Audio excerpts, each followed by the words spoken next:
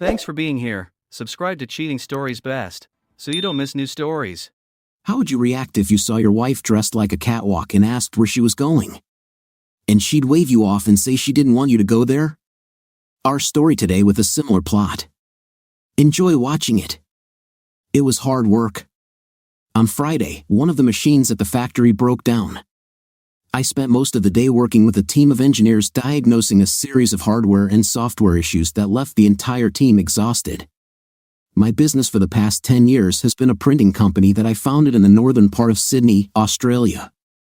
On this Friday evening, I pulled into the garage and parked, leaning back in my seat for a minute. I was tired and just wanted the day to end. Owning a printing company that produces commercial and one-off printed products has always been exhausting. On the home front, I was disappointed because my wife, Louise, with whom I had lived for over 15 years, had not been very kind to me lately. I'm a sensitive guy. It is a woman's attention and care that energizes me. However, recently Louise has become withdrawn and moody. She loves quality time and appreciates when I give her my attention.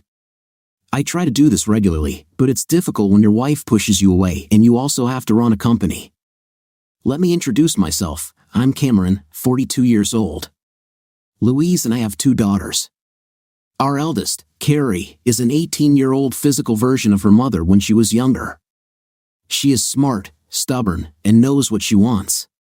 She is in her 3rd year at university, studying engineering, and wants to work with me on designing new printing presses when she graduates. I'm sure you're thinking, how is she 18 and already in her 3rd year of university? Well, she's incredibly smart. You might also notice that I mentioned Louise, and I have been married for only 15 years, which is thanks to our 2nd daughter, Sarah.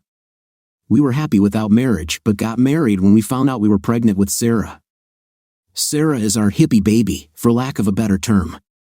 She goes with the flow, doesn't have strong opinions on many issues, and usually takes the path of least resistance. She is as smart as her sister but prefers not to use her mind too much. At 15, she's a social butterfly, spending most of her time with friends or glued to her phone chatting on Discord. Both of our girls were away for the weekend. Sarah was visiting friends, and Carrie was out with her boyfriend, Robbie. I expected them both to return home on Sunday afternoon, leaving Louise and me at home alone. I sat thinking about the past week and slowly began to put work out of my mind. Once the girls were gone, perhaps Louise and I could work through some of our recent problems with a couple of drinks and some honesty. I climbed out of my truck, a 2-year-old Ford Ranger, grabbed my bag, and walked into the kitchen. Louise wasn't around, so I poured myself a Coke and Cren, my favorite drink, and turned on some nice tunes. As I sat, I stared at the paint on the walls, trying to forget about the day. The broken machine was sort of restored and running, but it cost us at least $10,000 in lost income, and there would be more if we didn't get proper repairs next week. This was a significant portion of the wages for my employees in the Sydney market. I heard movement and the click of heels, which pulled me from my internal dialogue. My wife, Louise, walked into the room, and my breath caught. Louise is about 3 months older than me and has always been an incredible woman in my eyes. After having 2 children and being in her 40s, she had put on a little weight, but she went to the gym regularly and ate right most of the time, so she kept her curves in the right places. Louise was my everything. She was dressed up and ready to go out, her hair was combed back, and her makeup was applied. Her purse looked almost bloated as she placed it on the table. Looking at me, she said, "You look good, my love," and smiled.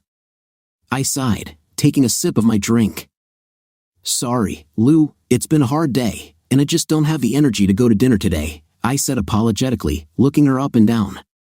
She smiled at me again, but this time there was no warmth in her eyes. Something inside me shifted, and my day went from unpleasant to downright shitty. "It's okay, Cam," she said in a slightly shaky tone. "I didn't plan for you to come with me." I looked at her. In all our years together, we had rarely gone out anywhere apart. Even when she occasionally spent an evening with her girlfriends, she never dressed as if it was a date she didn't plan. "You didn't plan?" I asked questioningly. I took a long sip of my drink. "Then why are you dressed like we're going on a fancy date?" For a moment, Louise looked unsure of herself. "Cameron," she said, looking at herself and stopping. Are you leaving me? Louise was taken aback. No, of course not, Cam. She tried to extend her hand, but I pulled away and laughed bitterly. Now you're going to tell me that this has nothing to do with us, that this is something you have to do for yourself. You're going to tell me that you deserve this after raising 2 children and dedicating yourself to our family? I raised an eyebrow, looking at my quickly losing arrogant wife. I glanced at her impressive, bulky handbag on the table. Judging by your bag, you weren't planning on coming home tonight. So it's great to see you, after all these years, so casually giving up on our marriage without thinking about what it would do to us. I threw these words at her, my voice taking on an accusatory, argumentative tone. Cam, she stopped and looked at me. This time I didn't interrupt her. She sighed and spoke quietly. We both work so hard, and I know what you do for us, but I will only be dating Roger for a while. Roger? As in Roger Forth, the guy from your job? I asked, incredulous.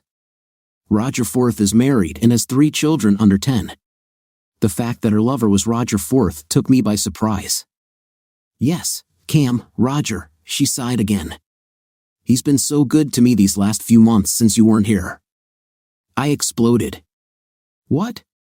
I shouted, surprised by my own outburst of anger. You heard me, Louise. You rationalize your way into having an affair. Of course, we work hard, but to say that I wasn't here is complete nonsense, and you know it. You're the one pulling away from me.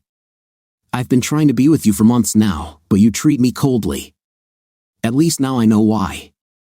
Are you kidding me? I suddenly stood up, my chair scraping on the floor. Cameron, I'm not making fun of you, she muttered. Tonight, this weekend was supposed to be our first time, she said shyly. Okay, so you're becoming an even bigger cheater, not just for one night but for the whole weekend? I glared at her. Cheating on me? I stared at her for a moment, then turned and headed to the kitchen for another drink. I was very tired after work, but I needed another Cren. I was pouring a double portion when Louise came and stood in the kitchen doorway. She was angry, and for the first time, she was not ashamed of her feelings. Cameron, I am not a cheater and never have been. But unlike you and your first love, Rose, I have never been with another man in my entire life. Roger tells me I'm not cheating on you because I'm telling you it's happening. It would be a lie if I hid it. It's low, Lou, to drag Rose into this. It's a low blow, and you know it, I almost growled at her. At least she had the decency to look away.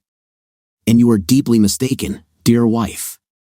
It is treason if I do not accept this, and I do not accept the fact that you dragged another man into bed. I assume your new man is having the same conversation with his wife? She muttered, I don't know. She was now looking down at her shoes. I snorted as I topped up the double Cren with some Coke, then turned to look at Louise. Her face was a mask of emotion. Most likely he is lying to her with all his might that he must be away and will be unavailable. I changed my tactics. Has he already kissed you? What? Louise asked. It's a simple question. Has Roger Forth kissed you? I saw her nod. Well, that says it all, doesn't it? I tried to control my anger. My wife had stopped paying attention to me, rejected my attempts to be close to her, while she was communicating more and more with another man. So I guess that's it. We're done, I said, walking out onto the back porch and slamming the back door so hard the house shook. I sat down on a chair at our table on the back porch, fuming. It was a rough day at work. I wanted to come home to be with my wife, and now she was telling me she was betraying me. It must have been about 5 minutes before Louise appeared at the door. She tried a softer approach. Cam, I really love you, but I need to do this. I've just felt so stuck over the last year. Roger was so understanding. It won't last long, you'll see. I continued to look out into the yard without looking at her. No, Louise, you don't understand. It would be better if you contacted me. I was supposed to be your best friend, your partner, but you gave yourself to another man and deprived me of the opportunity to be with you. So now I don't know if I'll ever be able to trust you again. She didn't move. Cameron, she said quietly and firmly, but with a hint of trepidation, "You can't leave. Roger tells me that if you do this, I will take everything from you. I can take half of your business, get the house, the children, and then it will be easy to turn them against you." Her voice became stronger as she stepped forward, placing her hand on my shoulder. I turned and looked at her, disgusted at the sight of her. I withdrew my shoulder from her touch. "Would you do this to someone you just confessed your love to? You cheated on me, threatened me, and then you believe you can get away with it? I wouldn't want that, my wife told me. But Roger said that in court, I will always come out on top. You don't have much choice. I'm sure I'll get this out of my mind and get back to you. You'll be fine, you're stronger than me." For the second time that evening, I suddenly stood up, but this time I turned around, looking with hatred at the woman whom, at that moment, I still loved for some reason. Yet the hatred and anger I felt did not give me peace. "You are a selfish, unfaithful cheater," I hissed. She took a step back. "You dare to confess your love to me, thinking that after this moment I will have any intention of remaining married to you? So you're telling me I have no choice? Well, screw you, Louise. You've shown me that I have no idea who the hell you are. You are not the woman I married. It's as if something alien has taken over you. The woman I loved would never have said she would destroy me by using my children against me. So who the hell are you?" "Cam, she trailed off. I let my anger pass as suddenly as it had come, taking a rational route for a moment to see if I could talk some sense into her. "Lou, please, if you love me as much as you say, then stop this right now. I don't know if we can save our marriage after what you've just told me.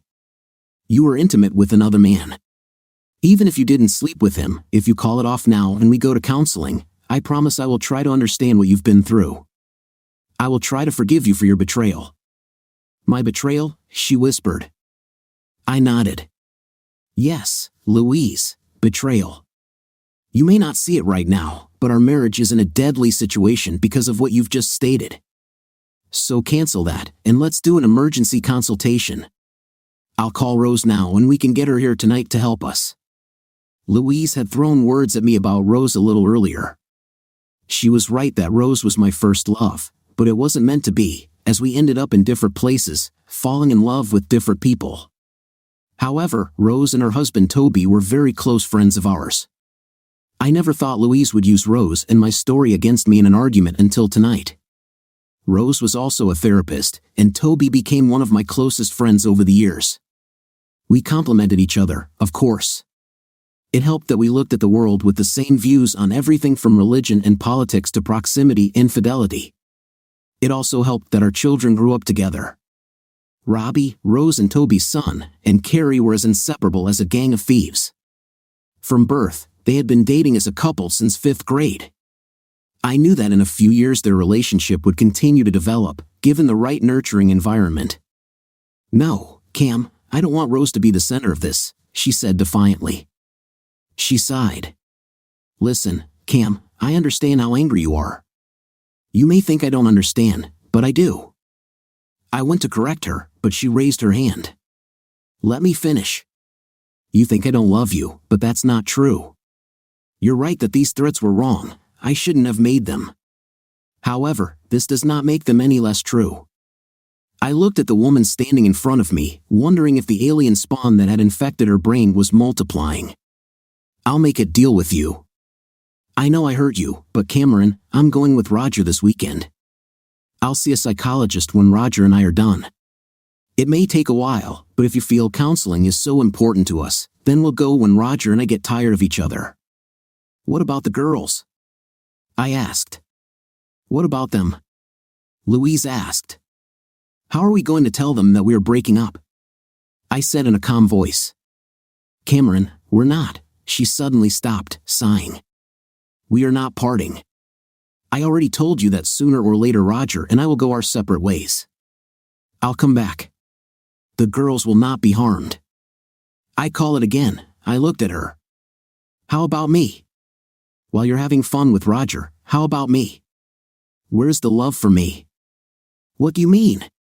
Louise hesitated again. "Louise, I'm a sensitive guy. You pulled away from me. We haven't had proximity for over 8 weeks. You haven't even kissed me in over 2 weeks. I don't feel any love at all right now. So what should I do? She looked at me as if the thought had never occurred to her. She didn't realize that I might need some attention and care. I don't know. She looked down. Roger says that for now I should belong only to him. I exploded again, my emotions rising in frustration, rage, and sadness. Wait, so that's it? You will do this and not care about your husband? Cameron, this is not fair. I almost screamed, but she interrupted me. Are you going to say that denying me, your husband, over some piece of crap cheating on your own husband and denying me your body is fair? Louise took another step back. I picked up my glass, drained it, and threw it at the concrete wall next to our barbecue. It shattered, and I found my soul shattered along with it. I sank back into the chair, my shoulders slumped, and I felt hot tears running down my cheeks. Neither of us said anything for several minutes until a loud car horn sounded from our driveway. I looked at Louise, noticing for the first time the hesitation on her face. I turned to look at the table, feeling like an empty shell. Just go away, I whispered. I don't know if she heard me or not, but when I turned around, my wife was no longer there. I think I didn't move for about half an hour. The confrontation with Louise devastated me more than I could have imagined. However, my phone, which was in my pocket, brought me to my senses. My daughter Carrie called, saying she had forgotten her bag of clothes for the weekend and that she and Robbie were on their way to our house to pick it up. Sorry, Dad, Mom's phone went to voicemail twice, so I thought I'd call you, she told me, happily chatting about the trip she and Robbie were taking this weekend. I sniffled, trying to pull myself together. It's okay, honey. Your mom isn't home right now, but your bag will be ready by the door so you can take it and not waste time. She didn't answer right away. Dad? I sighed. Yes, dear? I tried to speak normally. She didn't buy it. Who is Roger? Carrie asked, a note of concern in her voice. Sorry, I meant Robbie. Sorry, Carrie, I meant Robbie, I stammered, unable to believe I made such a mistake. I tried to backtrack, but Carrie was a smart girl, and I was caught. What's happening? She asked, pausing when I didn't answer. Dad, you're bothering me, she said. It's okay, Carrie. I just didn't have a good day. First, I had some problems at work, then your mother and I had a disagreement. I'm just emotional, I answered. I didn't want to lie, but I also didn't want to tell the whole story to my 18-year-old daughter. Dad, stop dodging the truth. You're trying to confuse me. What did Mom do? Her tone was accusing. I tried to brush her off. It doesn't matter, honey. I'll be fine. You just caught me off guard. I'll get your bag ready for you. Don't let our troubles ruin your weekend. Love you, Carrie. I quickly hung up, feeling like a jerk for trying to hide the truth from my daughter. I walked into the house, splashed some water on my face, then took Carrie's bag from her room, placing it right outside the garage door where she knew I would put it so she could grab it and go. This wasn't the first time one of my girls had forgotten something. I picked up a broom and started cleaning up the shards of glass when Carrie came screaming through the back door and towards me. Are you okay, Dad? She asked, looking at me with a worried expression on her face. This was the look Louise used to give me when she was concerned, but it was a look I hadn't seen from her that evening as she told me about her plans to be with another man. I shrugged, trying to wave her off as I went back to sweeping up the glass on the ground. Of course, honey. I put your bag in the usual place, I said monotonously. I bent down and began sweeping the glass into a tray to throw it in the trash. When I stood up, Robbie was also standing in the doorway, frowning. I couldn't fool anyone. I pulled out a chair and sat down. Carrie pulled out a chair and sat across from me, grabbing both of my hands and squeezing them. Dad, you're not okay. Mom called me shortly after I talked to you. I heard she was in the car, and it sounded like someone else was with her. So what's going on? I looked at my daughter, realizing she saw something broken in my eyes. Their shine had disappeared. Damn, my daughter almost screamed. What's the matter, baby? Robbie asked, sensing that his girlfriend was upset. He looked at me, but I still didn't say anything. I felt old and depressed. My mother is cheating on my father, Carrie said, as if nothing had happened. No, really? Both Carrie and Robbie looked at me. I nodded slowly. She gave me an ultimatum and then left with her lover some time before you called me, I admitted gloomily. They sat with me the rest of the night. At some point, Rose and Toby arrived. Robbie showed up with takeout, a fresh bottle of Cren, and wine. I slowly told all four of them about Louise's betrayal, her ultimatum, and everyone was shocked. Dad, Carrie asked, doesn't Mom remember the marriage contract you both have? When Louise and I got married, I was starting my own printing business. My parents gave me 6 figures to help with the initial capital, and their lawyers drew up a prenuptial agreement.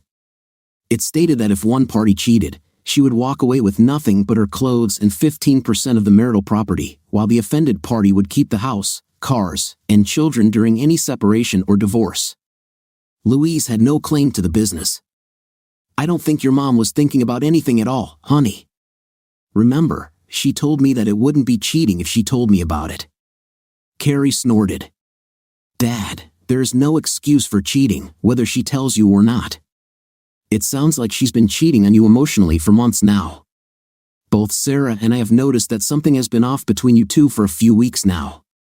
We just couldn't understand it. I nodded, and then it dawned on me. Oh my God, Sarah. I need to talk to her. I need to let her know that everything will be okay. Carrie grabbed my hands again. Dad, please don't lie. Everything will be bad. Mom killed something in you today, and I don't know if I can forgive her for this.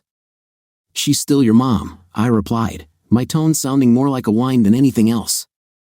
Mother or not, there's no reason to do what she did to you, she said sharply, then squeezed my hand again, softening. Sarah and I will be fine. I'll talk to her in the morning. She also knew that something was wrong. We ate, and I found myself eating 3 portions of delicious Thai food despite my mood. However, after eating and talking with Carrie, Robbie, Rose, and Toby, I must admit that I felt much better. Everyone, do you mind if I talk to Cameron for a bit? Rose asked later in the evening when the conversation had moved away from Louise and I felt myself pulling away a little. The other 3 took this as their cue and headed inside. Rose, facing me, sat down in the chair that Carrie had vacated. I think she noticed the look on my face, then looked over her shoulder at the back door where the others had gone, and then back at me, smiling. You have an amazing daughter, Cameron, Rose said. I nodded, looking at her. Rose was a beautiful red-haired woman. As I mentioned earlier, she was my first love. We dated for several years in high school until we went to different universities. She then fell in love with Toby, and shortly after that, I met Louise. Until tonight, I was head over heels in love with my wife. The fact that Rose and I had dated before never bothered Louise or Toby, it was history and never interfered with anything. Rose and I were close despite or because of our history, but neither of us would ever consider betraying our spouses. Having our kids date strengthened our family cohesion. Carrie and Robbie knew a little about Rose and me dating when we were younger. None of us hid this. We also knew that now that they were both 18, Carrie and Robbie were sleeping together, but we knew how much they cared for each other, so we didn't stand in their way. Rose patted my leg, bringing me back to the present moment. How are you, Cam? Don't lie to me. I know you almost better than anyone else. I shook my head. I don't know, Rose. I mean, I knew he had problems, but this, I pointed into the air, then more calmly, I still love her, Rose. I hate what she did to me, to us. I hate it, and I want to scream. I want to cry. I want to hurt her and her boyfriend. But right now, I still love her, I said hysterically. Rose nodded, now in full psychiatrist mode. How do you think you'll cope with this, Cam? She asked. I looked at her for a moment. Rose, stop this stupid psychiatric talk, I said, smiling sadly. It doesn't work on me. Besides, I've known you too long. She smiled back, bringing me out of my thoughts. But what can I do? Well, at least a breakup is, at most, a divorce subject to a full prenuptial agreement, I said. I begged her to stay. I told her we could get some counseling, to which I received threats that she would take everything from me and turn my girls against me. Rose nodded. Cam, you're right. And I think you know that I can't be your advisor on this. I'm too close to both of you. So tomorrow, we'll think about finding you someone to talk to.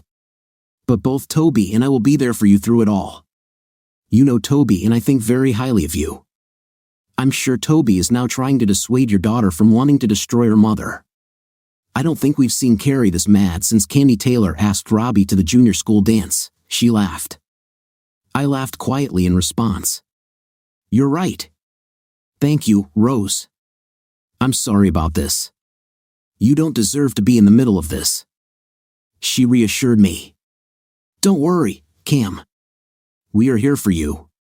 Believe me, if you were the one who abandoned Louise, then we would do the same for her. Talking about destroying you, I leaned back in my chair. Rose, I would never. Rose smiled at me. Relax, Cam. I know you wouldn't do this. That's why I felt free to say it.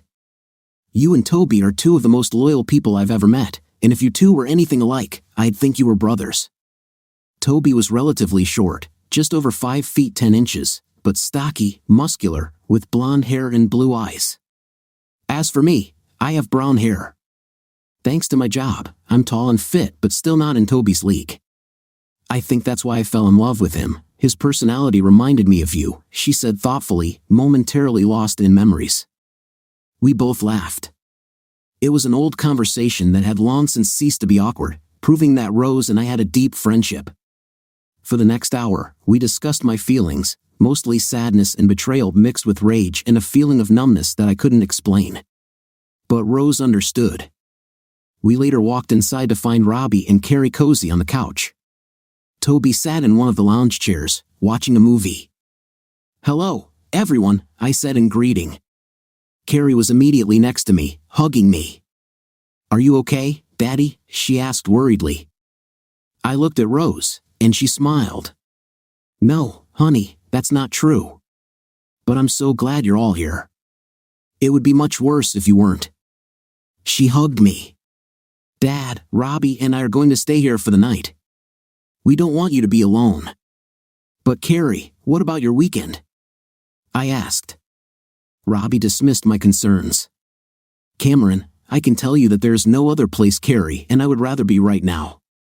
We can do the weekend anytime.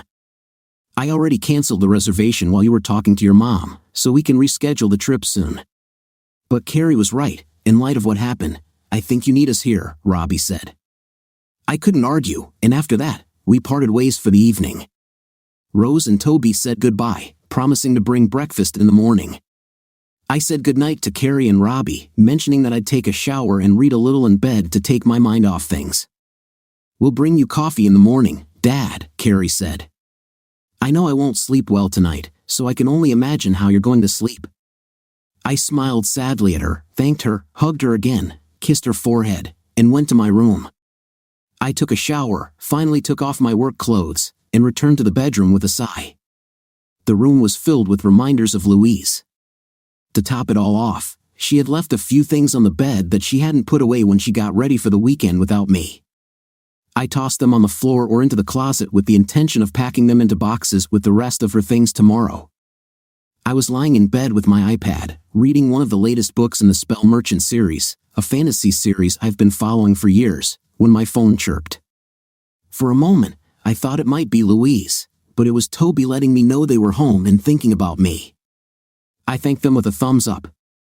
He replied that they would be with us around 9 in the morning. I was about to hang up when a thought occurred to me. I opened the Find My Phone app and sent a request to Louise's phone. It pinpointed a location a couple of hours' drive from here in the Blue Mountains. I sighed and took a screenshot of the request from my records to prove that she was running from me. This made me think about our security system. We had a Swan security system that recorded audio and video from cameras installed throughout the house, leading to a hard drive in the closet. We had 8 cameras located throughout the house. The ones in the yard were set up to send Louise and me an email if they detected movement. However, all cameras recorded all the time until the hard drive was full, and then the cameras began to overwrite earlier content. The disk itself contained up to a week's worth of footage for all 8 cameras. I logged in, checked the backyard camera from earlier that evening, and sure enough, the camera had captured Louise and me discussing her infidelity. As I walked out into the yard, I also checked the live feed and saw a big guy step out of a brand new BMW, greet Louise with a kiss, and then drive off. Now I had an ironclad confession and a video of her leaving me to be with Roger, proving that she was not at my location. I pulled out my laptop, logged into Swan's security system, and exported the video via email, along with instructions to begin the divorce process. As I was struggling with the wording from my lawyer and had just attached the video to an email, my phone rang. It was Louise. She must have still been awake and heard the tone from Find My Phone. I let it go to voicemail. A moment later, I received a voicemail notification. I played it. Cameron, Roger, and I heard your phone ring. We tell you not to do anything stupid. Sooner or later, we'll finish, and we can talk. Then you can do everything my way. If you do anything differently, then I tell you Roger will destroy you and I will take everything from you. I heard Louise say this, along with Roger giggling in the background. Yes, little boy, trust me, this won't last forever. However, if you say anything to anyone, I will have a personal interest in picking you apart until you lose everything, your wife, your kids, your business, and let's not forget any respect you ever thought you had. When Louise and I are finished, she will return to you. Just play ball, and everything will be fine. Now Louise and I need to get back to making love. As they disconnected, I heard them both laughing. For a moment, I sat stunned. I've heard a lot of rude things over the years, but this guy's disrespect and outright arrogance triggered something in me.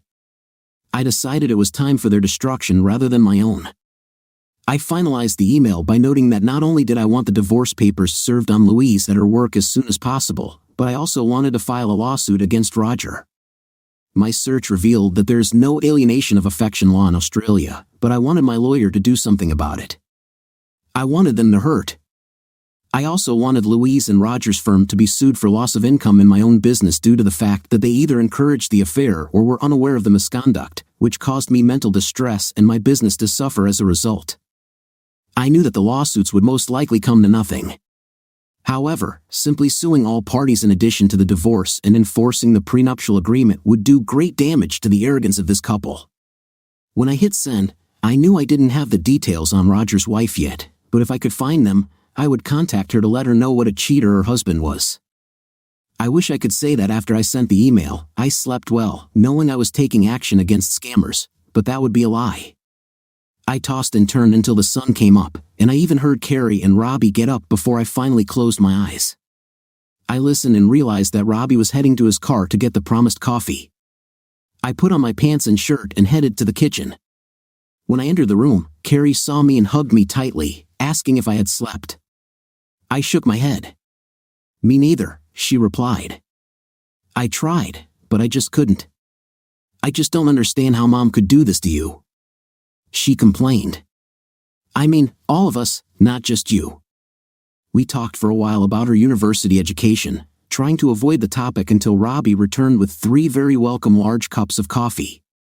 I sipped the magnificent drink. I've always loved cappuccino, and the chocolate on top just enhanced the flavor as it danced across my taste buds.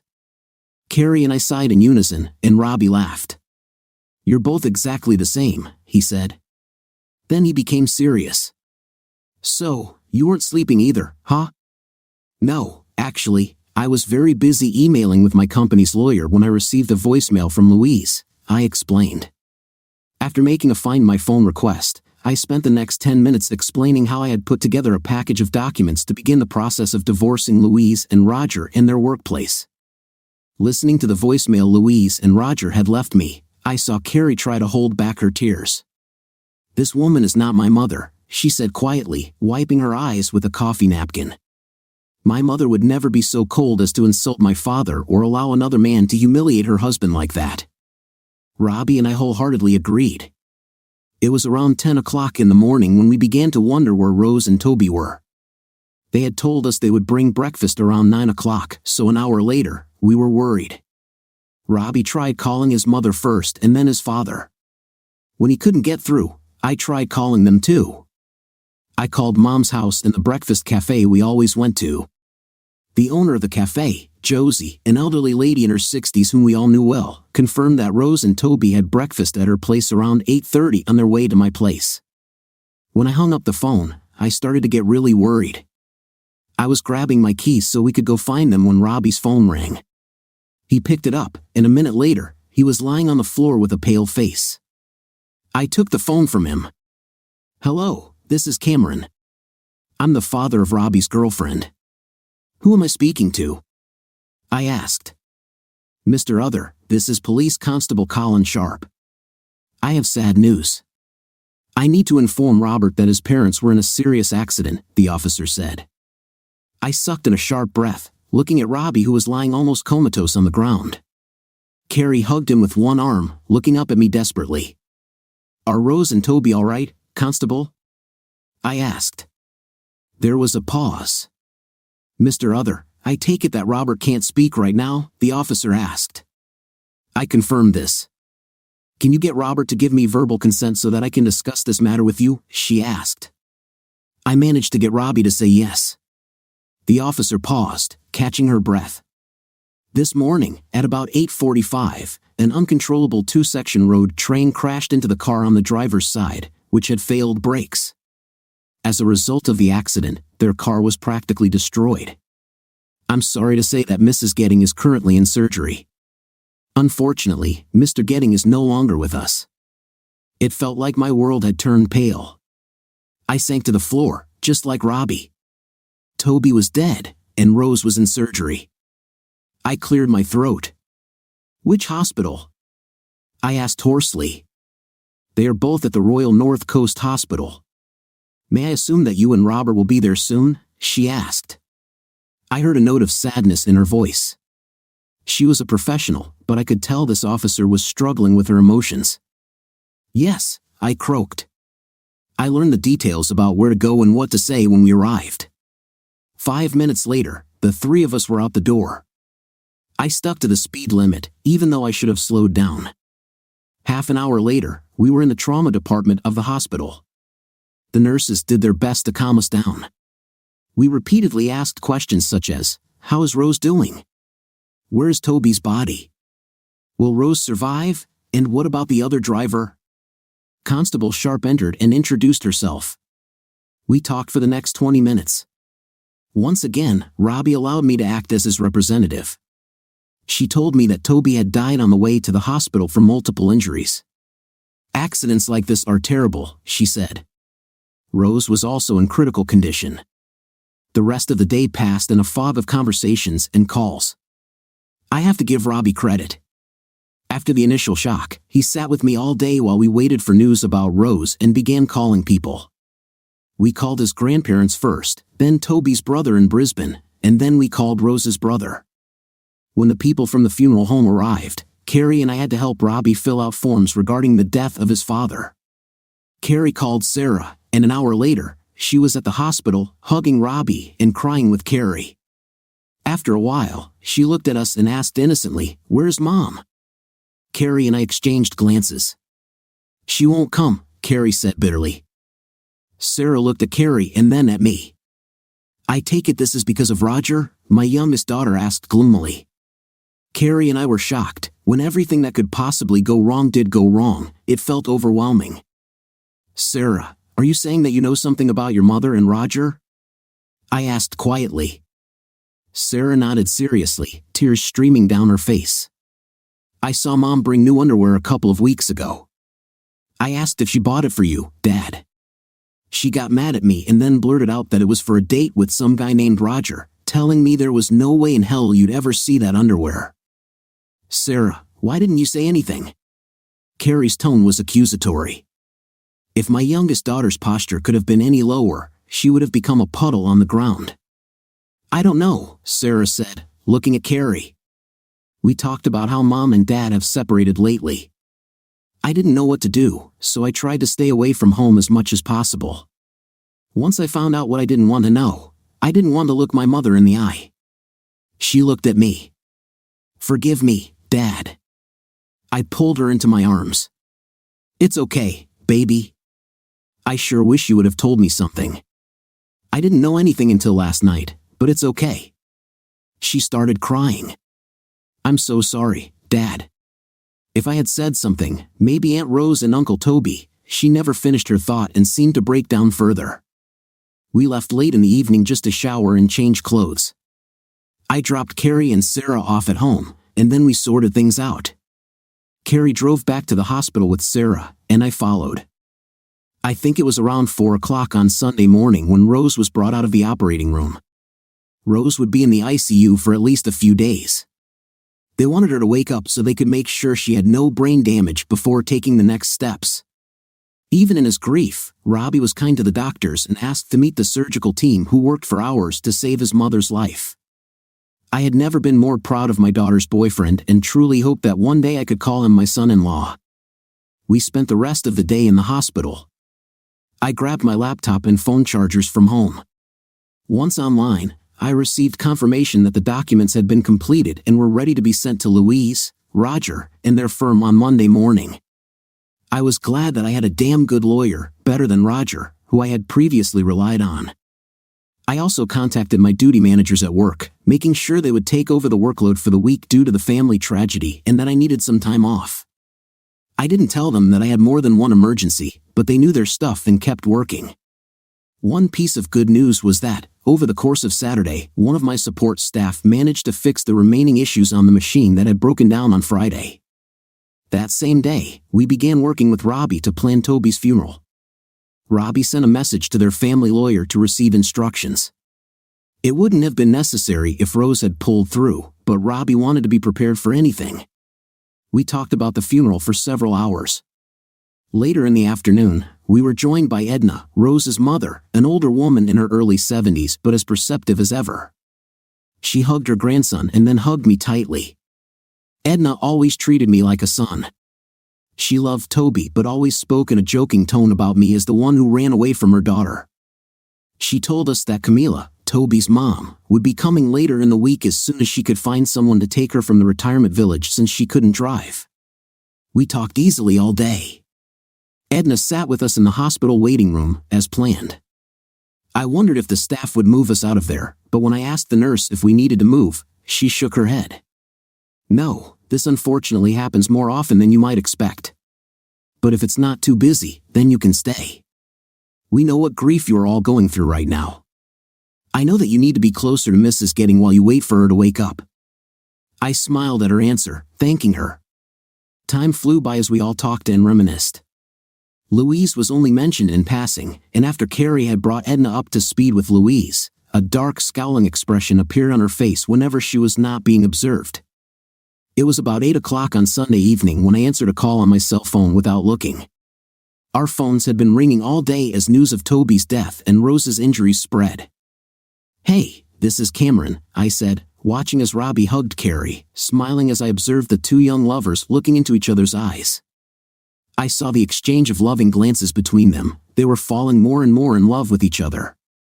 "This is not the best way to protect your wife," I heard Louise scolding me on the phone. "I told you not to make waves, otherwise, you'll regret it. Roger is fierce and will kill you if you say anything to anyone." "Where the hell are you, Cameron? You should have been home when I got back."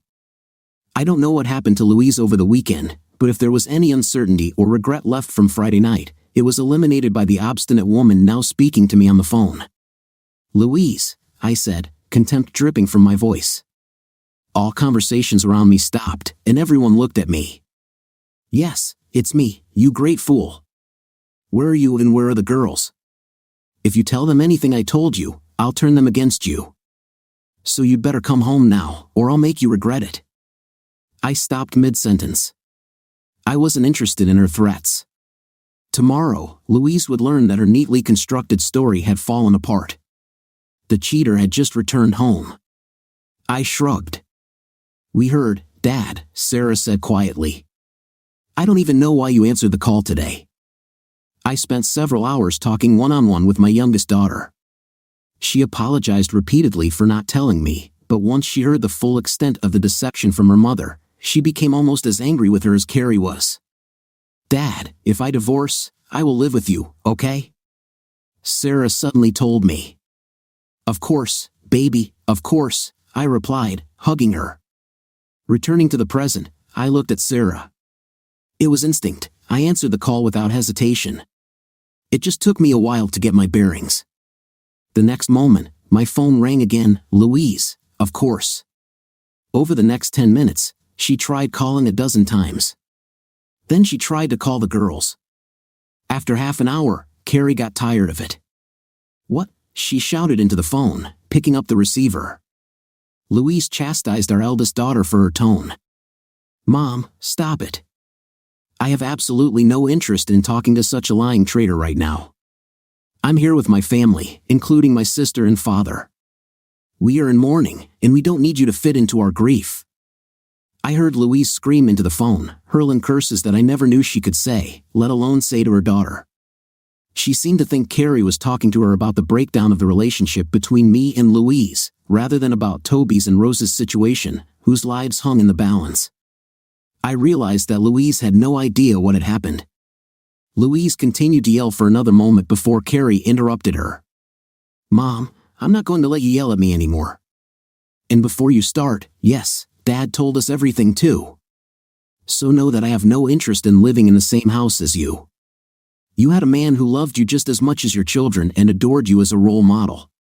Now you've traded your dad for a boyfriend who will most likely drop you like a hot potato, and you've lost the respect of both of your daughters." She paused, obviously waiting for her mother's response. "Yes, both Sarah and me." Yes, Sarah told us what she knew. "My dad is amazing because he forgave her, and right now, she hates you as much as Dad and I do. So pack your bags, Mom, because none of us want you there when we get home." She stopped again, listening. "No, Mom, I won't tell you where we are or when we'll return home. Why don't you call Roger and go to his house?" She made a mock pause. "What, you can't?" "Because he went home to his wife, who has no idea that he's a sneaky cheating freak who helped you destroy any respect your family has for you." "Too bad, Mom." Louise began to answer, but Carrie cut her off. "Sorry, Mom, I think we're being called. I'll talk to you later." She then turned off the phone, looked at us all staring at her, and pointed to her phone in her hand. "Wrong number," Carrie said simply. Despite the gravity of the situation, everyone chuckled, even the nurses at the station across from us. Edna went home for the night, promising she would return early in the morning.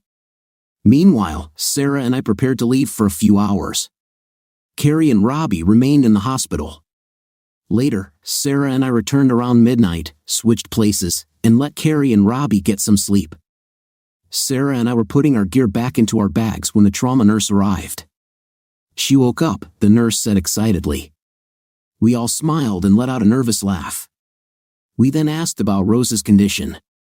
"She is currently being examined by a doctor. She's really out of it, but since she's awake, you'll all be able to see her for a little while." For the next hour, we gathered around to see Rose, or what we could of her. "Hey, Petal," I said, using my nickname for Rose. When we first met, I called her my Rose Petal. If anyone other than me ever called her that, they'd always get a beating from her. "You gave us a real scare, but it's good to see that you're on the mend." She could not yet speak with the breathing tube in her throat. Of course, she was also still heavily sedated, likely from some powerful illegal substances. But there was a question in her eyes that I didn't want to answer. I shook my head, and she understood. A single tear rolled out of her left eye, quickly soaking into the bandages. For the rest of my visit, I was unable to touch her. I sat with her quietly, talking about how proud I was of her, how she was my family, and how we were all going to be better people together. I was exhausted when I left the room, and the nurse handed me a tissue. I cried, but I didn't even realize it. I thanked her and returned to the waiting room. Half an hour later, Sarah and I hugged Carrie and Robbie and headed home. Sarah and I were dead tired. We had only about 3 hours of sleep before heading back to the hospital to let Carrie and Robbie rest. Although now that Rose was awake, we all felt some relief.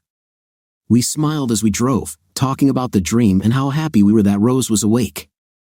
but then we both frowned as we pulled into our street. There was an unfamiliar BMW X5 parked in our driveway. Damn, we both cursed at the same time. I saw that the headlights were on, so I drove past, turned around, and pulled over to the side of the road in front of our house. We saw the curtains move, but not a single door opened. Should we go in, or should we just leave? Sarah asked me. I shrugged, then sighed. We need to go in. Sorry, honey, but I'm not sure it would be safe for me to drive today without rest or caffeine, so I suggest we enter. You head to your room, close the door, and try to ignore what I'm sure will be a bad conversation. Are you sure, Dad? Can I stay with you? I smiled.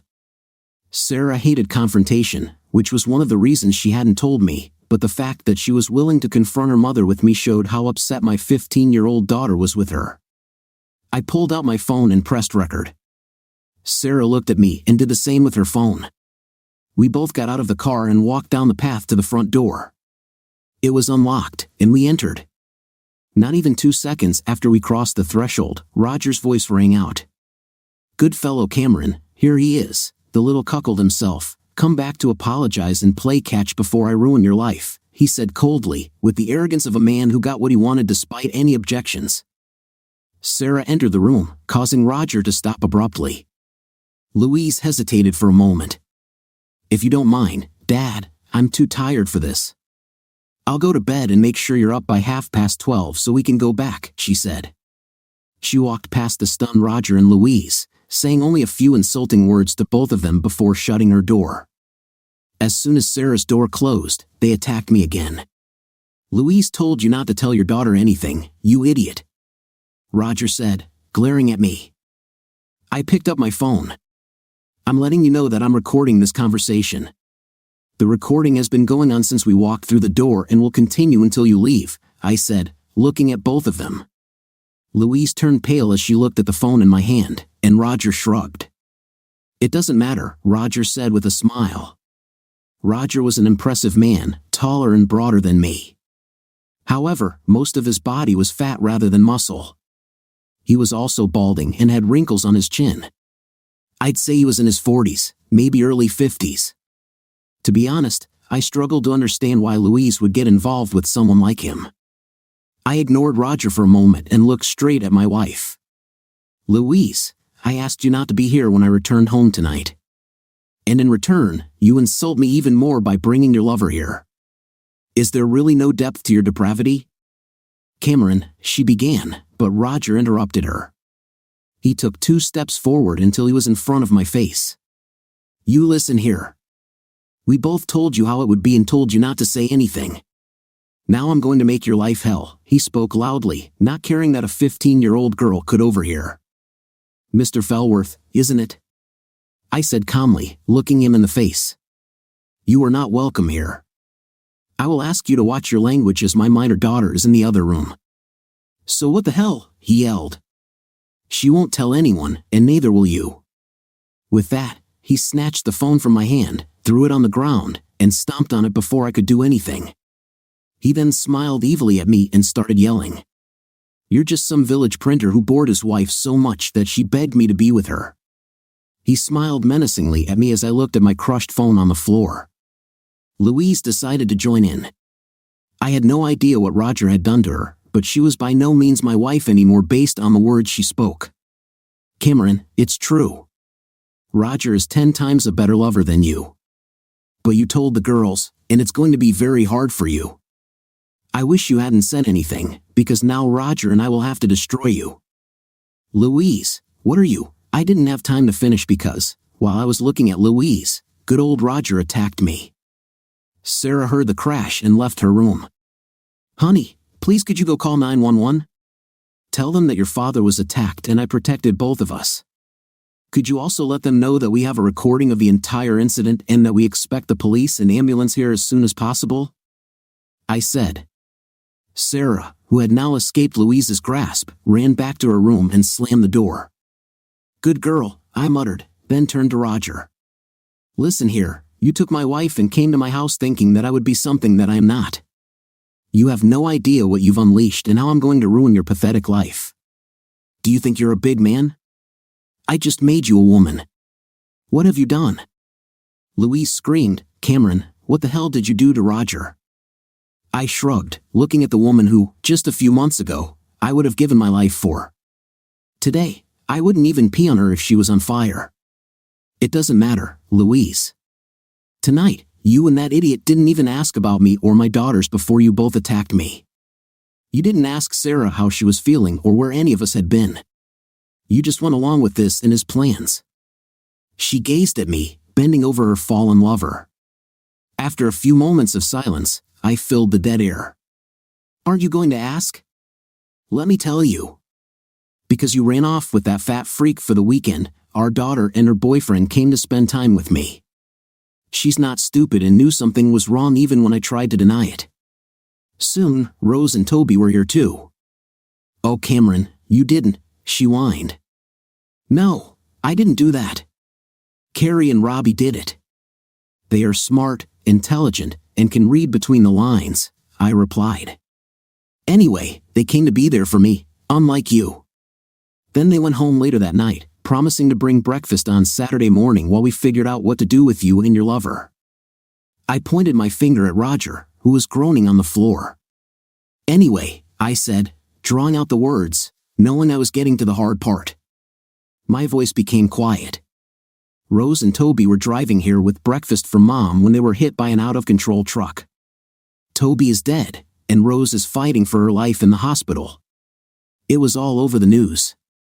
So if you and your crazy person had bothered to watch the news or even ask us, you might have found out that because of you, one of our friends is dead and the other one may not survive. I let it sink in, but after a moment, Louise had the nerve to scream at me. It's not my fault, Cameron. We asked you not to say anything. If you had kept your mouth shut, they would still be alive. It's your fault they're dead, not mine. No, Mom, it's your fault, our daughter said, standing in the doorway. She looked at me. The police and ambulance are on their way. She looked at her mother again. I have no idea who you are, but you are not my mother. It's your fault that Uncle Toby died, not Dad's. If you hadn't cheated on your dad, this would never have happened. She looked at her hands. And this is also my fault. Maybe if I'd told my dad right away, he could have stopped it. Sarah, I began to speak. No, Dad. I know I should have said something, but the blame lies with her, she said, pointing at her mother. She retreated back to her room, and Louise and I just stared at each other. We could now hear the emergency sirens blaring. No one said anything as 2 police cars arrived, and suddenly there was chaos everywhere.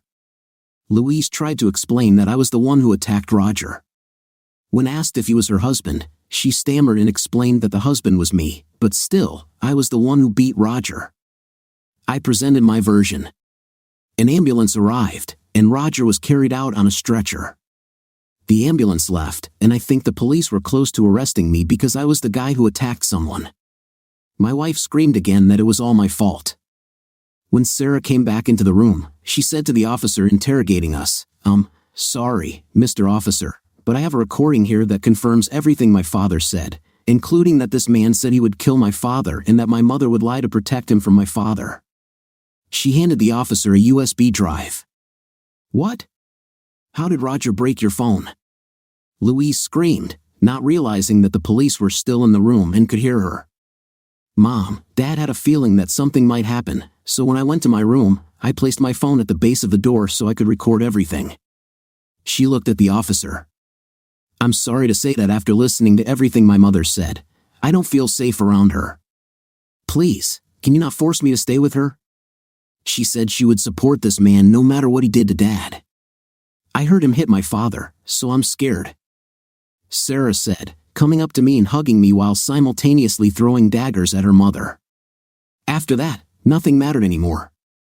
Although underage, Sarah had all the evidence and made a statement against Louise.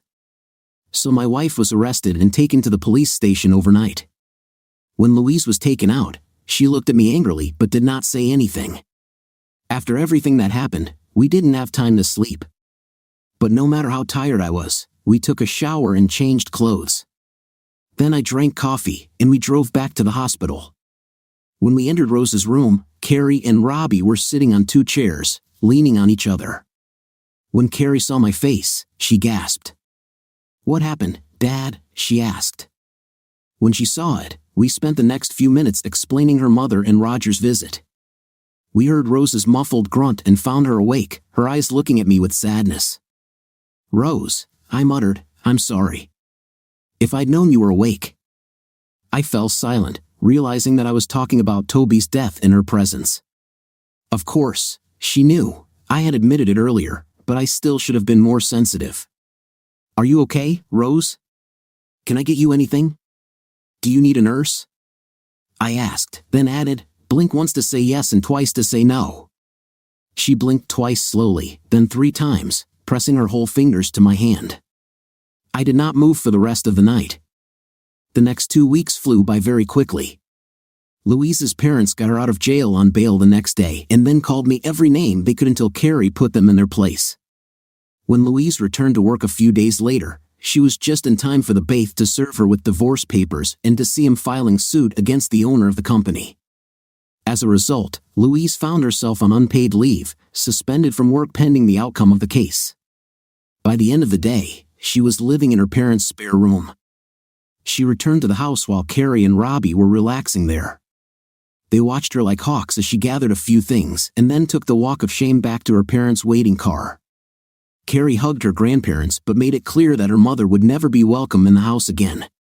In Carrie's opinion, after Roger's fight with me, she not only saw that her mother was shameless but also that she was guilty because of the accident. It wasn't until the end of the first week that doctors decided to remove the breathing tube from Rose's throat. When they did this, her first words were addressed to me. "Cameron, are you okay?" I waved it off. "Rose, how can you ask this?" She smiled sadly. "It's okay, honey. I knew about Toby before you told me. I hope beyond all hope." In the first moments after the accident, we were stunned, but then we came to our senses. We confessed our love to each other. Somehow, he knew that he wouldn't be able to get out, but I could. Now she was crying. After I woke up the first time, I wasn't myself, but I remember how your eyes confirmed that he was gone. I sat down on the chair next to the bed, taking her right hand, still injured, and kissing it. Unlike her missing left hand, she whispered to me in a conspiratorial tone, even though it was just the 2 of us in the room at the moment. "Last night, I had a dream that Toby came to me. He was beautiful, unharmed, and looked fine." She smiled. "He told me that everything was okay, that his time had come, and that no one was to blame for the accident, not even Louise." I looked at her, and her smile faded a little. "I know, just like Toby, that there is no need to blame anyone. Anyway, he told me that he loves me, but now it's my job to take care of you, Cameron. He truly loved you like a brother and was so upset about what happened to you." I looked at her. "Rose, you're the one who needs to be looked after. Seriously, haven't you noticed that you're missing an arm?" She laughed, lifting her stump slightly. "I'm pretty armless now, aren't I?" There was nothing I could do about it. I snorted. "I guess it's my job now to help you when you need it," I retorted. She groaned and then laughed good-naturedly. "I'm serious, Cam. I miss you terribly, but in that dream, I felt peaceful. He made me promise to look after you." I raised my hands, and she giggled. "Okay, you win. You can keep an eye on me," I said. Rose looked satisfied. "But only after you leave here. Until then, it's my job to look after you." Unlike those first 2 weeks, the next few months passed slowly. If I wasn't at work, I was at the hospital with Rose. If I wasn't at the hospital, I was packing my things at home. The girls and I decided that we would sell the house and move. There was a place near Crow's Nest in North Sydney that I managed to find for a reasonable price, and I also got a decent deal on our current location. The new house was smaller but close to transport and a medical center. It had 3 bedrooms plus a study nook, and if you looked out of the master bedroom window while standing on your tiptoes, you could see Sydney Harbor in the distance. My divorce from Louise was in full swing. The girls refused to have anything to do with her. The few calls they had with their mother ended badly for Louise. Sarah, our easygoing daughter, became tough as nails and frowned whenever her mother was mentioned.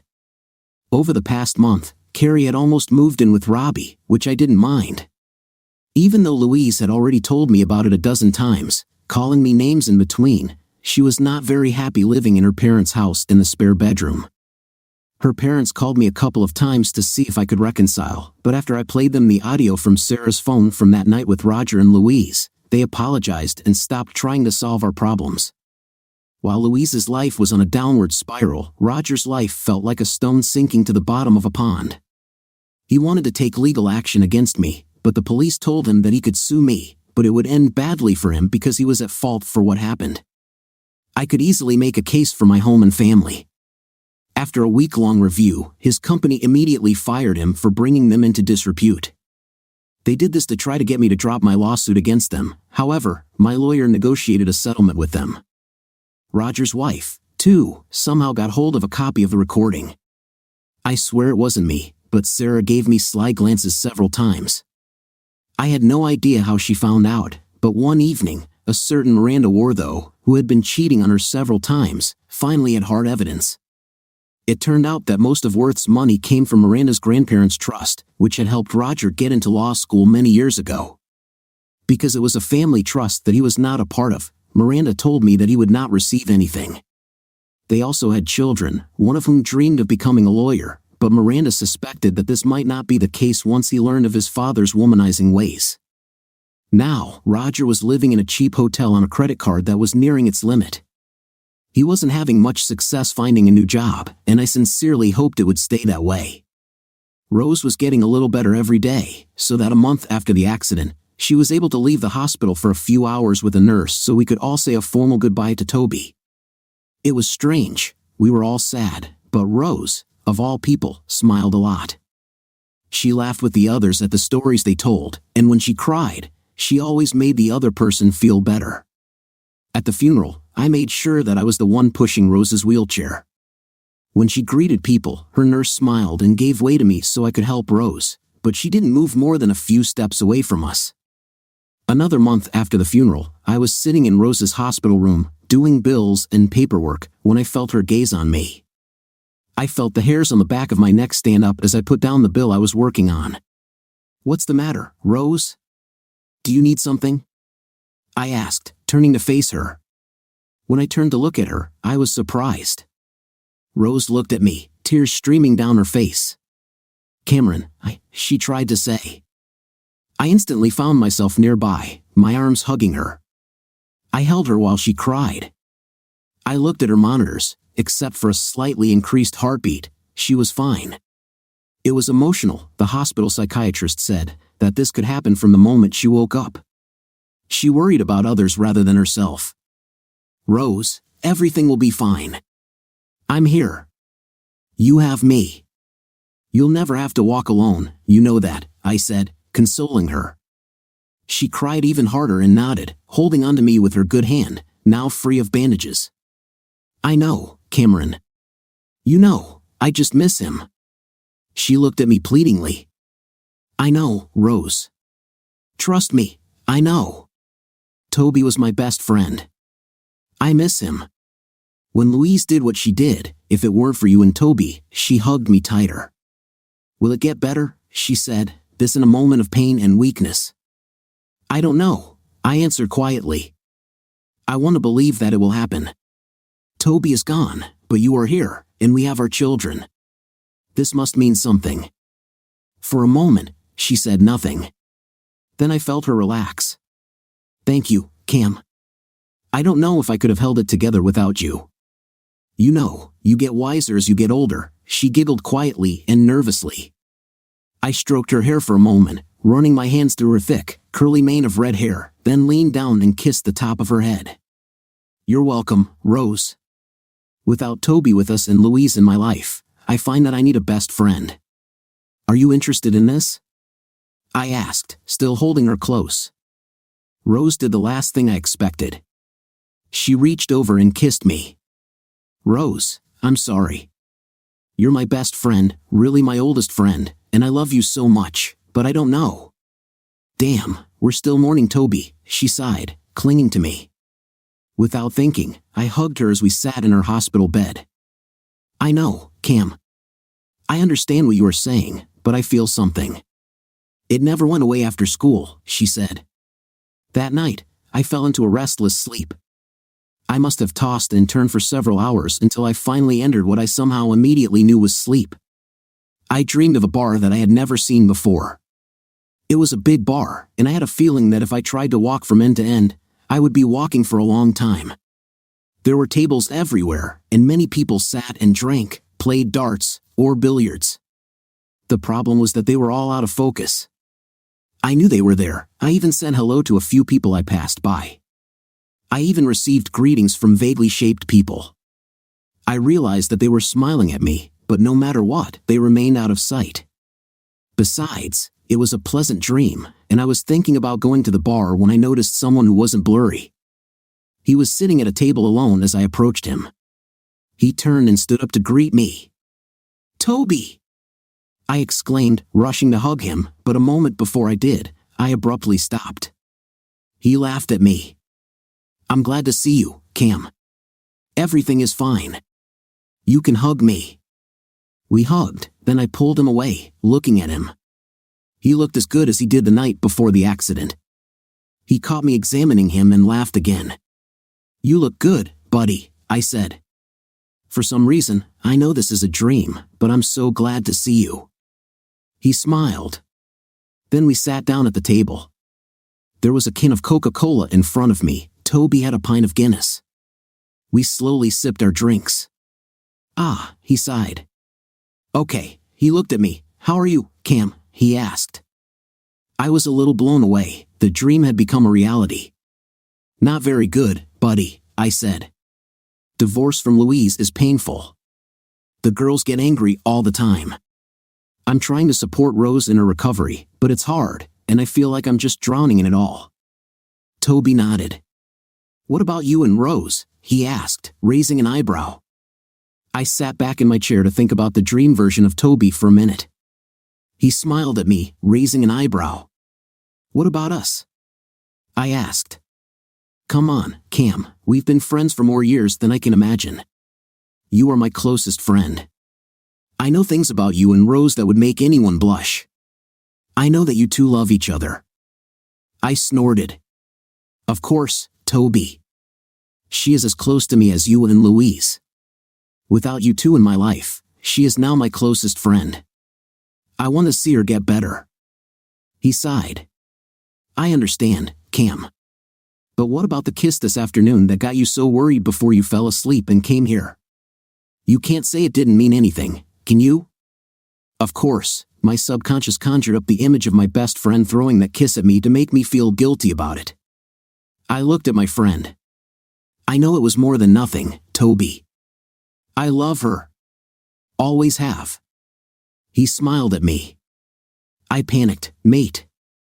Rose was married to you, Louise was married to me. Sure, we dated and even gave each other our first kisses. But, Toby, we're talking about your wife. How can I cheat on you with her?" "Cameron," he said seriously, "I'm dead." His tone was sad but decisive. "You two can't cheat on me. Rose still has so many years left. She needs someone who will love her and protect her as much as I do. Look, Cameron, you said it yourself that Louise has left your life or will soon leave, and you really love Rose." He looked at me for a moment, and it seemed to me that it was the real Toby weighing something important to say, and not some figment of my imagination. "Rose loves you too, Cameron. Of course, she is hurt by my death, but she desperately clings to the hope that you will not abandon her.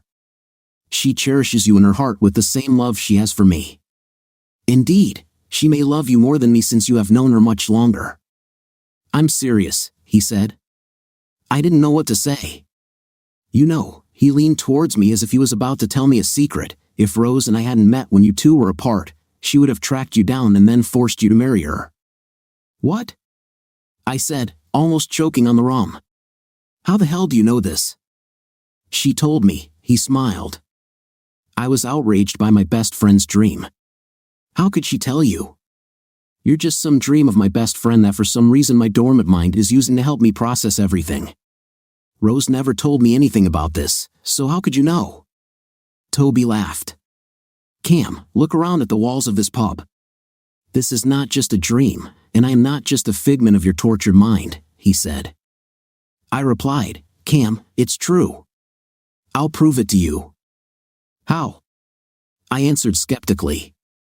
He held up 3 fingers. 3 points, he said with a hint of humor in his voice. First of all, he raised his index finger. When you get to the hospital tomorrow, ask Rose what the last words I said to her were. I snorted. I already know that you were in the car and told each other that you loved each other. Toby smiled, shaking his head. Well, that's partly true, but after that, when we both realized that I wouldn't succeed, I calmed down. Somehow, I knew that Rose would see the next day, and my last words were, love Cameron for the rest of your life. I started to answer, but Toby raised his hand this time, holding up a second finger. Secondly, tomorrow when you are in the hospital, Louise will appear. It won't be pretty. Toby, there is no way.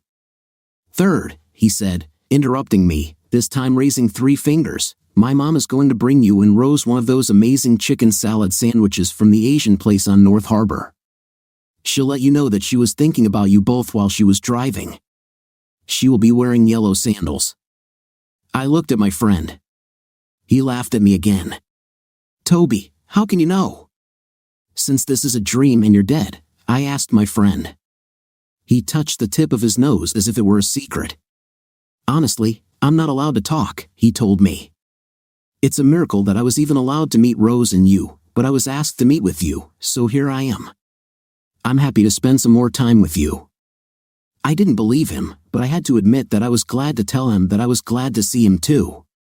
So if this happens, then what should I do? Marry her? I asked. Toby laughed again. That's your business, my friend, but if you marry Rose, you would have my blessing. He took his drink and dragged me out of the booth and over to the dartboard. This is something I couldn't say while I was alive, but love her fiercely, Cam. Make me proud to be your best friend. No matter what you choose. It seemed to me that for the next hour we played darts, drank, and at one point, I think sang songs from the bar. Some other visitors even joined us, although I still can't remember them clearly, except for one other guy. It felt like he was looking after the place or playing an important role here, whatever it was. But while we were drinking and dancing, the pub disappeared from sight. My last memory was Toby leaning over me as we said goodbye, hugging me, and thanking me for being his friend. I woke up with hot tears streaming down my face. I was sad but also happy. This time, I even managed to say goodbye to him. By the time I had shaved and dressed, I had almost forgotten about the dream. I stopped by the office to confer with my managers. Everyone knew I was spending a lot of time in Rose's hospital room and also completing the move. Over the next few weeks, my assistant prepared all my paperwork for today, accepted the ones I had worked on yesterday, and then led me into a conference room where I worked with my managers for an hour before heading to the hospital. It was around lunchtime when I arrived. Rose smiled as I walked into the room. Doctors told her that although she still had a long way to go, she would be able to return home in a few weeks. She complained that she had been tired of the hospital bed for several days, and although they managed to place a bed for her next to the window, she wanted to get out of the 4 walls. I was happy for her. If she could get settled at home, it would help her a lot. We were talking about how she would fall asleep in her bed when Toby's mom, Camila, came in. I didn't know Camila as well as Rose's mother, Edna. We were ordinary acquaintances. She smiled as she entered the room. Rose, she said in a warm, friendly tone, you look so much better today, and Cameron looks so sassy and handsome. You are so kind to care so much about Rose. I know Toby would be so proud of you. She said this while leaning down to kiss Rose. As she did this, I noticed a pair of yellow sandals on her feet. I froze. Rose noticed the blood drain from my face. Cam, what's wrong? Both Rose and her mother-in-law looked where I was looking at Camila's feet. Is there something wrong with my sandals? Camila asked with a frown. I bought them yesterday as a special order. No, sorry, Camila, I replied. Sorry, I had a dream last night, and your shoes just reminded me of it, that's all, I said, trying to push the thought away. Rose continued to stare at me for a minute while Camila fussed around. "Oh, before I forget, I bought you both lunch at that amazing Asian sandwich shop in North Harbor. They have the most amazing chicken sandwiches," she said animatedly and excitedly, telling us how, for just $6, they make them with everything you can hold in 2 hands. When Camila said the words chicken sandwiches, I repeated the words with her as I sat down. "Cam, are you okay?" Rose asked worriedly. I looked at Rose, then at Camila, at the sandwiches in her hand as she unwrapped them for us, and finally at her yellow sandals. It was a dream, I told myself. Just a stupid dream. I tried to convince myself that it was a coincidence. I tried to justify myself by telling both ladies that I was just tired. Camila didn't know me well enough to object, but Rose gave me a look that said we'd talk about this later. So we ate our sandwiches, and Camila was right, they were amazing. Imagine layer upon layer of chicken, lettuce, tomatoes, cheese, beets, pineapple, salt, pepper, and a fantastic fruit relish sandwiched between 2 pieces of very soft yet crispy bread, and you have a lunch that will make your taste buds dance. After lunch, we sat and chatted about nothing, mostly about the weather and how we were going to get Rose home. I was no longer so worried and began to relax, resting in the afternoon lull, when Louise entered the room. Louise was wearing jeans and a blouse with her hair tied up in a bun. I had to admit she looked good, perhaps a little thinner than the last time I saw her, but good nonetheless. She was holding a bouquet of flowers and a wrapped gift, walking as if she was supposed to be there. She walked as if the last few months had never happened. "Oh, Rose, I'm so glad to see you. You look good, all things considered," Louise said. She looked around the room, then noticed me, and suddenly her whole demeanor changed dramatically. "Cameron," she growled, "what are you doing here? It's your fault that Rose is here and Toby is dead. You have no right to be here. As soon as I'm done divorcing you, I'll make sure that Rose is taken care of and that she never has to see your ugly face again." I rose to my feet, storm clouds were gathering. "Get out," said a quiet voice. Everyone turned to the bed where Rose was crying, turning away from everyone towards the window. "Rose, it's okay. I'll kick Cameron out of here," Louise said.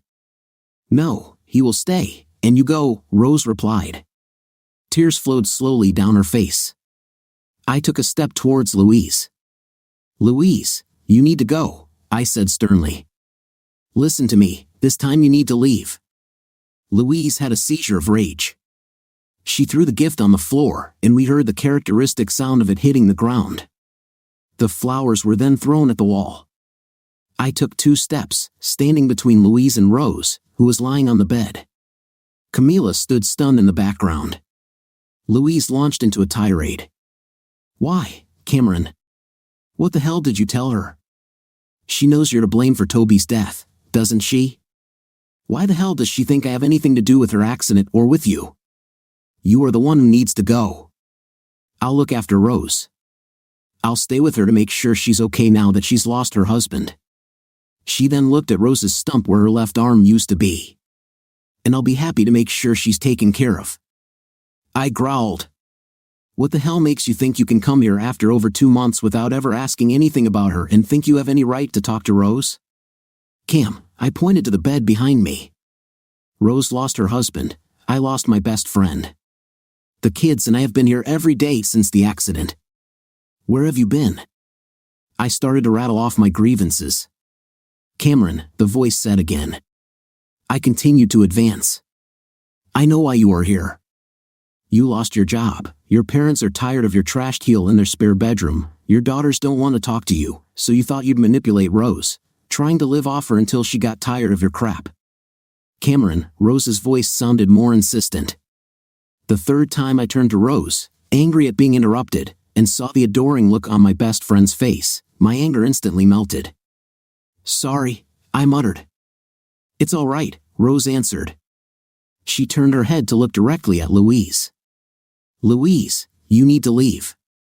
Considering the way you treated Cameron, not to mention the little tantrum you just threw, this shows that you are not my friend. Don't you dare use Toby's death as a reason to blame Cameron. You have become a vile, disgusting creature. I'm ashamed to call you my friend, let alone trust you." Louise began to protest, but Rose raised her stump. "Leave it, Louise. You can't stay here. I'm no longer your friend, and you're not welcome here." "Do I need to call security to escort you out?" Rose asked. "My soon-to-be ex-wife," Louise pleaded. "This is unfair." "Nobody is." "No, Louise," Rose interrupted, anger rising in her voice.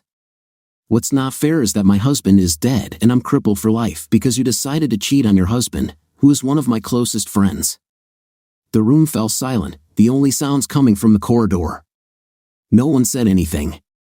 Then a frown appeared on Louise's face, which I had come to associate with her denial of everyone around her and life in general. She looked from Rose to me, back to Rose, and finally back to Rose one last time. Every time she looked, a whole range of emotions was reflected on her face, but the frown remained. When she looked at Rose one last time, the venom erupted. "Well, screw you then, Rose. I see how this happens. Your husband's body has not even cooled down in the grave, and you are already sleeping with my husband, you hypocrite." She seethed but didn't finish as I grabbed Louise's arm and led her out of the room. I knew that security would be nearby. I turned to my wayward wife. "Louise, I don't know what the hell is wrong with you. I don't know what caused you to go from being a loving wife and caring friend to being a hell of a, but it will stop right now," I told her decisively. Louise, thank God, shut up and pulled back. "Cameron," she said. "No, Louise. I've had enough. You have severed every relationship around you, from your daughters to your friends to me. Nobody, and I really mean nobody, wants you within 100 meters of us. You've turned into a narcissistic expletive who doesn't seem to care about those around you." The doors opened, and 2 burly guards came out. They noticed Louise and me. "Are you okay, Mr. Last name?" one asked. Peter, the larger of the 2 guards, added. I let her go with a wave of my hand. "It's okay, Peter."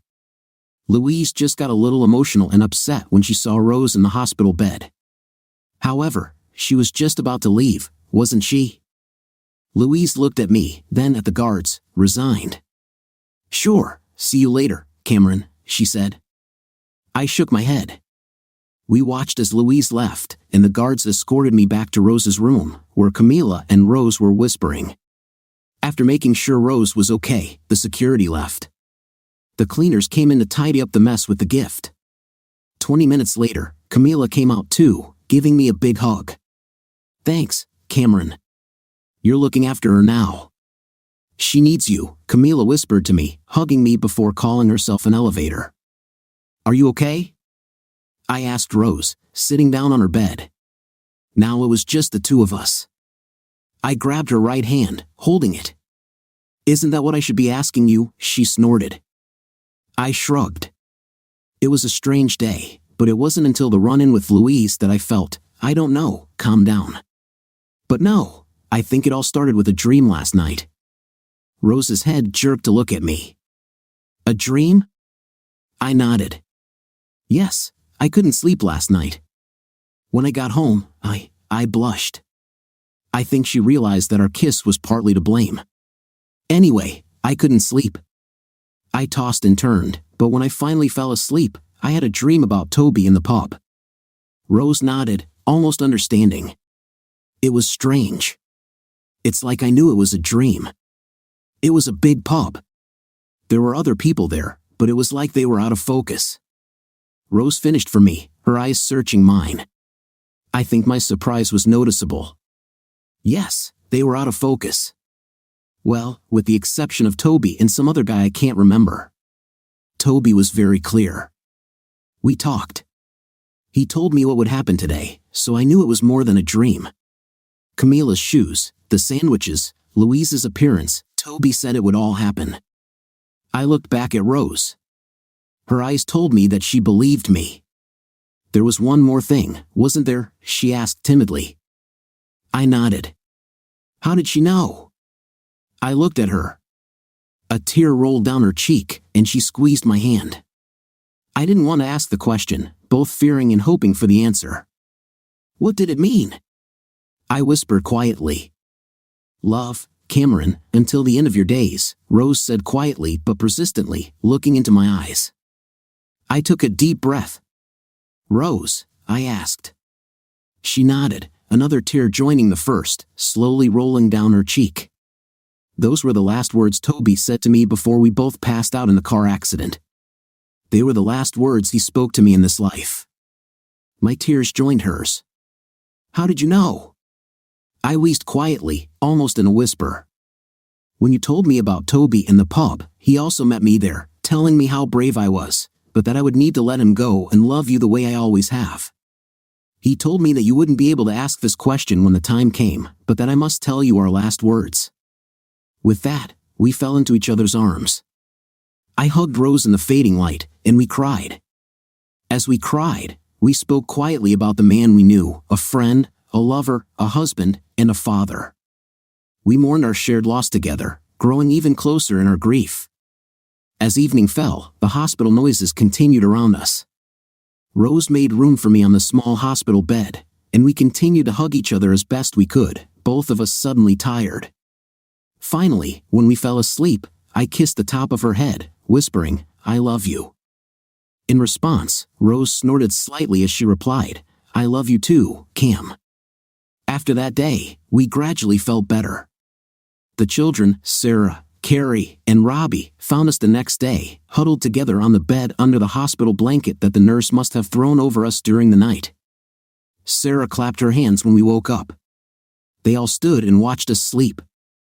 We spent the morning talking about what happened yesterday, including Louise, but omitting the dream with Toby. Later that week, everyone agreed that when Rose was discharged, she would not go home but would move in with Sarah and me. Our new location was closer to the hospital, and we agreed that Carrie and Robbie would stay with Rose. They would rent out the other 2 rooms to university students, with Rose's and my approval, of course. By the time Rose was discharged, her casts had been removed, and she was now using a series of rigid cloth dressings that could be removed as needed to allow the wounds to continue to heal. Bringing her home was one of the happiest days we'd all had in years. To be honest, I was also a little excited when my new girlfriend moved in with me. The kids had already moved a lot of Rose's clothes and personal belongings into the new house. They even showed some independence by placing them in the master bedroom with my things rather than in the guest room, as we had discussed. But to be honest, I didn't mind the audacity of this move. When we got home, we spent a few hours talking with the kids. After dinner, Carrie and Robbie headed back to Rose's old house. Sarah, under a plausible pretext, went to visit a friend for a few hours, leaving Rose and me alone for the first time all day. For the first time since we turned 18, Rose appeared before me. In the morning, we were awakened by the smell of breakfast coming from behind the door. A few moments later, Carrie waltzed into the room, holding her hand in front of her face. Cover yourselves, you too. I'm coming in, she said, smiling and lowering her hand when she saw that we were both covered with a sheet. Sleep well? She asked. Amazing, honey, Rose replied sleepily. It's so nice to sleep in a normal bed again. She looked at me and added, sleep next to the one you love. Breakfast is ready. Sarah and Robbie are currently setting the table, so I was tasked with coming to see if you needed any help getting ready.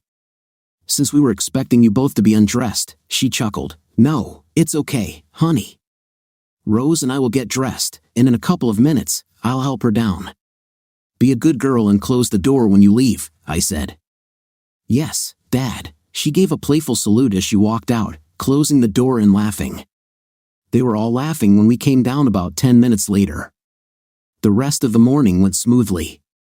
Our new family felt good, it seemed like it always had, and I suppose, in some ways, it did. We were always in each other's lives. There was a relaxed family atmosphere where we were just being ourselves. A few weeks later, the divorce between Louise and me became final, and our assets were officially divided. Thanks to the prenuptial agreement, Louise received very little. She didn't touch my business, which was worth quite a lot. I kept the money from the sale of our original house, and although I shouldn't have done it, I gave her a check for $40,000, which was just under half of our total savings. Why did I do this if, according to the marriage contract, I would have to give her only half of this amount, you ask? Well, it was for two reasons. Firstly, Louise's actions destroyed any relationship we had. I wanted to give her enough money so she could move out of her parents' house and start a life somewhere else. I heard she was offered a job in Wollongong, which would mean we wouldn't have to see her anymore. I hoped that giving her this money would encourage her to take this step.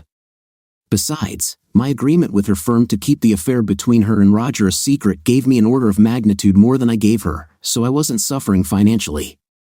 Speaking of Roger, it looks like he was in a little trouble. He couldn't get a job and somehow ended up in jail. In my opinion, this could not have happened to a nicer guy. 6 months passed, and Rose and I were married. She looked beautiful in her wedding dress, with a bouquet on her stump. She was self-conscious about the way she looked, going through several bouts of depression, but since the kids and I were always there, it never lasted long. Rose also changed jobs. After finishing her psychology degree, she got busy counseling those who, like her, have lost limbs. 2 years after we got married, the government awarded her the Australia Day Award for her contribution to helping disabled people in need. In her speech, she thanked her family and friends, and then called me on stage, citing me as the main reason for her success because I was there for her as she recovered from her accident. It was a tense time. Both Rose and I gave several media interviews. We even appeared on morning shows to talk about the physical and mental challenges of people with disabilities. My wife was a beauty, and despite her handicap, she never allowed anyone to see her worry or cry.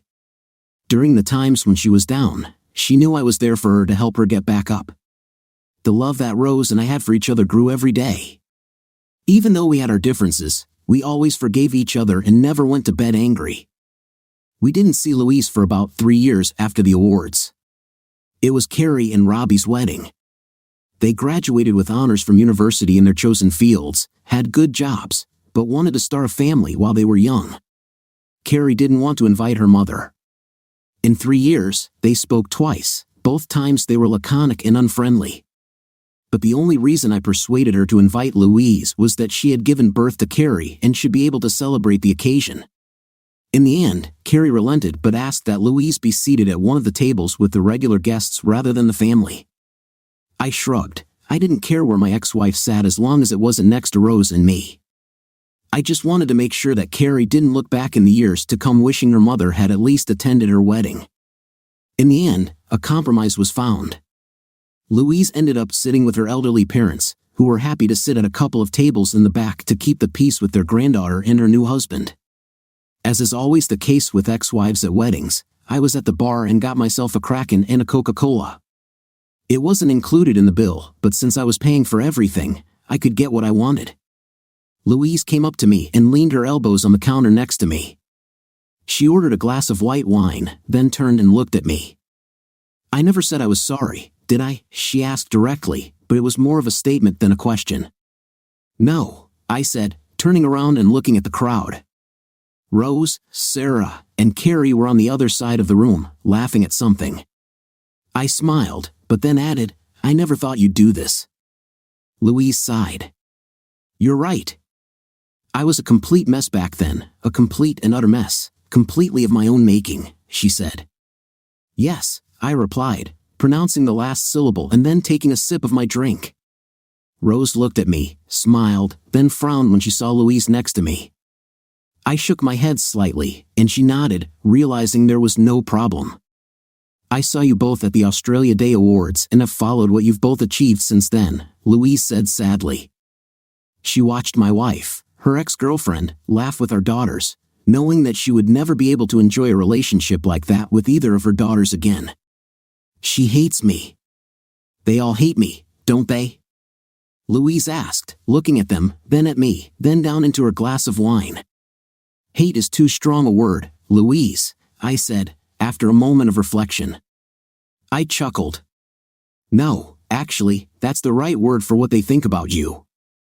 But time passes and the fire subsides. Who knows, maybe in 10 years the girls will answer your phone call. I felt, rather than saw, Louise's shoulders slump. Then she turned to me. What about you, Cameron? Do you hate me? Asked my ex-wife. I shrugged. I hate it. I despise it. I abhor it. Choose for yourself. I heard the band begin to tune their instruments in the background. I smiled to myself, knowing that soon I would be dancing with my daughter. But you convinced Carrie to invite me tonight, so if you hate me so much, why? She moaned. I turned to look at Louise for the first time that evening. She was an empty woman compared to the person I knew before. Her cheeks were sunken as if she hadn't eaten well, and her bottom was swollen. There was a haunted look in her eyes, and it looked like her hair had not only turned gray or had bad dye, but her hairline had receded a little. Overall, I knew that this woman I once loved was broken. I studied her for a moment longer before answering. Louise, no mother should miss her daughter's wedding, but I didn't invite you here to make you feel better. I invited you to make sure our daughter has a clear conscience when she gets married. I paused, then raised my glass to the passing couple. That's all. And if I never have to see you again, I'll consider myself lucky. With that, I left, joining my family for the wedding dance. I actually heard a sob and someone saying, "I'm so sorry." Unfortunately for her, the way she behaved did not inspire any sympathy. We danced, ate, joked, and laughed for the rest of the night, and I never saw Louise again. We heard from her parents that Louise died a few years later. This was right after Sarah had just gotten engaged to the doctor. Yes, surprise, I didn't expect this. But at Sarah's engagement party, we learned that Louise had an ovarian cyst that became inflamed, and she died in her hospital bed with only her parents by her side. She didn't want anyone to tell us anything. She was very sad. As for Rose and me, we were honest with each other. When our grandchildren were born, we doted on them together. We traveled the world, seeing the sights and wonders. We made love in different countries, spoiled our grandchildren, and even great-grandchildren. They knew that Rose and I were in love with each other, and that love had not faded at all over the years. Some older people who are up to some risky fun have just proven it. When I looked at my rose petal, I saw the girl I loved at 18, the woman I married in my 40s, and the mischievous smile of my grandmother approaching 82. And I knew that today I was lucky. I knew in my soul that I would be loved until death. What do you think of this story? I found it a bit long, but overall interesting in nature. I like the main character Cameron. Write your stories in the comments under this video, put a like and don't forget to subscribe to our channel. See you soon.